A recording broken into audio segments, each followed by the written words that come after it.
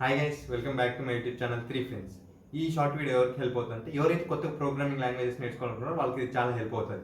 అంటే చాలా మంది ఉంటారు ఫస్ట్ ఈ లాంగ్వేజ్ నేర్చుకో, తర్వాత ఈ లాంగ్వేజ్ నేర్చుకొని ఇలా తినేస్తుంటారు. సో దానికంటూ నేనంటూ ఒక సజెషన్ లాంటిది ఇస్తాను. సో ఫస్ట్ మీరు ఏం చేస్తారంటే సి లాంగ్వేజ్ నేర్చుకోండి. అదొక బేసిక్ లాగా ఫస్ట్ స్టెప్. సో అది ప్రోగ్రామింగ్ అదొక ఫస్ట్ స్టెప్ లాగా.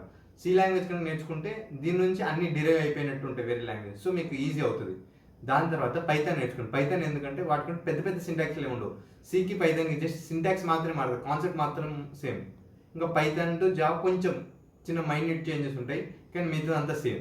దాని తర్వాత డేటా స్ట్రక్చర్స్ అనేది ఇవి 2 కోర్సెస్. సో ఫస్ట్ ఈ 3 లాంగ్వేజెస్ నేర్చుకుంటే దీని తర్వాత హెల్ప్ అయ్యే కోర్స్ ఒకటి ఉంటుంది, అది డేటా స్ట్రక్చర్స్. ఇంకా వెబ్ డెవలప్మెంట్. వెబ్ డెవలప్మెంట్ అనేది వేటికి లింక్ లేదు, అది సపరేట్ టాపిక్. సో వెబ్ డెవలప్మెంట్కి మీరు ఈ లాంగ్వేజ్ రాకుండా పర్లేదు, దానికి సపరేట్ లాంగ్వేజెస్ ఉంటాయి, HTML, CSS, ఇంకా జావా స్క్రిప్ట్ అని. సో ఇవన్నీ నేర్చుకోండి. ఫస్ట్ ఈ సీక్వెన్స్ నేర్చుకుంటే ఇవన్నీ ఇంపార్టెంట్.